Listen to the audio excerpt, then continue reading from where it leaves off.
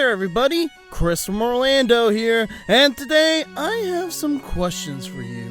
Do you like being high up in the air? Do you like being up so high you break immersion because you can see into other lands? Do you like going in a circle? Do you like going in a circle multiple times? Do you like busting your kneecaps? Then the Astro Orbiter is the ride for you. And sorry if you said no to any of those questions.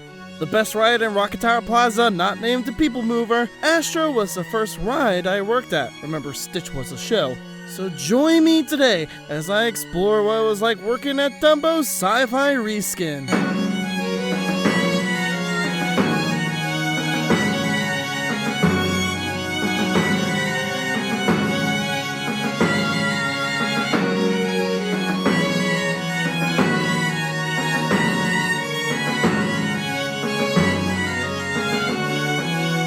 And before we begin, don't forget to hit that subscribe button and ring the bell to get a fast pass for new theme parks videos every day. It really helps the channel grow. So let's start at the bottom, literally Astro Bottom. For some reason, unlike literally every other ride in existence, Astro doesn't normally have a greeter position.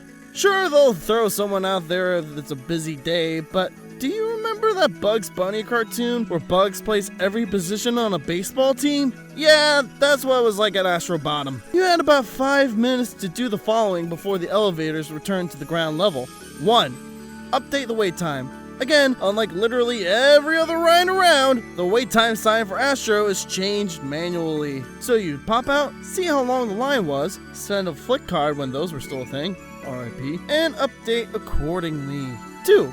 Fill out guest assistant passes for anyone waiting. Again, since you're the only one down there, it's up to you, and let me tell you, these people will have no problem ignoring the "please wait here" sign and walking right up to you, demanding that you drop everything you're doing to get them a time. And then you have to sort the guests into 12 rockets. Now, there's a whole lot of low-key judgment based on body shapes when you ride Astro. Not necessarily because we're judging you, unless you're wearing Universal merch at Disney, but because if you've ever ridden Astro, you'll know that there's not a whole lot of room in the rocket. But general rule of thumb, 2 people in a rocket, kids and adults, ride together. It's very important to make sure that you don't go over that 12 rocket limit, because if you do, you'll ruin everything and you'll take your fellow cast members down with you in a towering inferno of death and destruction.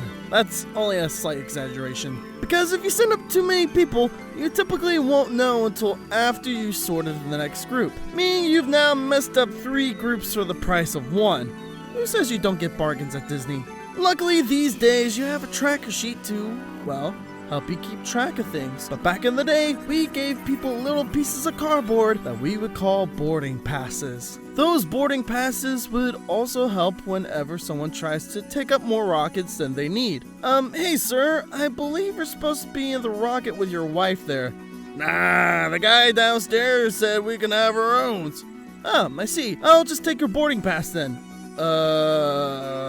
Hey, guy who doesn't have a rocket, do you have a pass? Multi-pass? That's what I thought. Yeah, it was nice, but let me tell you, those cards made me germophobic even in the days before Coruscant virus. Because, dear Lord, sweet baby Yoda, the things people do with these cards. These people would keep them in their mouths, down their pants, in their bras. Like, I don't want your boob sweat on the card. And the grossest part?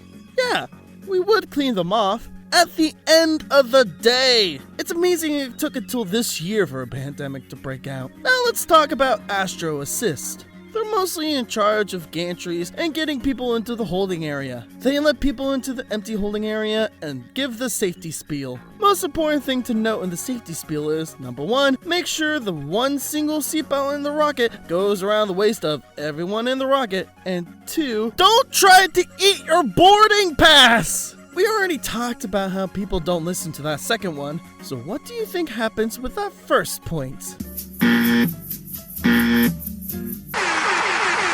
So yeah, no big surprise that once again a lot of people don't listen to the safety spiel. I've seen people sooner make sure that their designer handbag is strapped in than your 6-year-old. Finally, we have Astro Top, the guy who's actually checking to make sure the designer bags are strapped in and pushes the big green button when it's go time. This was actually my favorite position to work at Astro because, aside from taking a lap around the ride to make sure everyone's buckled in, 90% of the time you're just staring off into space pretending to watch the ride while thinking about what you want for dinner. Man, Five Guys sounds good, but it is pretty expensive. Oh no, that guy's standing up! Astro Top also has a marker you use to tell you which holding area is next to ride, and it's important that you make sure you switch it every time because otherwise, see Towering Inferno, yada yada yada. Interesting note about that marker is that it changes every few months, mostly because we somehow lose the previous one.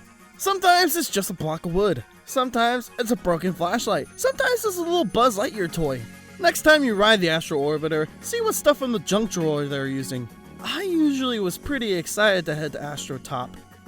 Usually. The only time it was a death sentence was at sunset because you're staring directly at the sun and you have to lean at such an angle that maybe the tower will block it. Otherwise, you're going to get vaporized. But let me tell you, the best time to be up there was, of course, during the fireworks. There is simply no better seat in the house, and yeah, you still have a ride to run, but Astro is usually pretty empty during that time. I've mentioned before that I saw Disney's 4th of July fireworks for the first time on top of Astro, and it was amazing to see. And that's pretty much it for Astro, the glorified lightning rod. There's not much in terms of story or theming or anything. It's Dumbo, but higher up. The highest point a guest could go in the Magic Kingdom, as a matter of fact.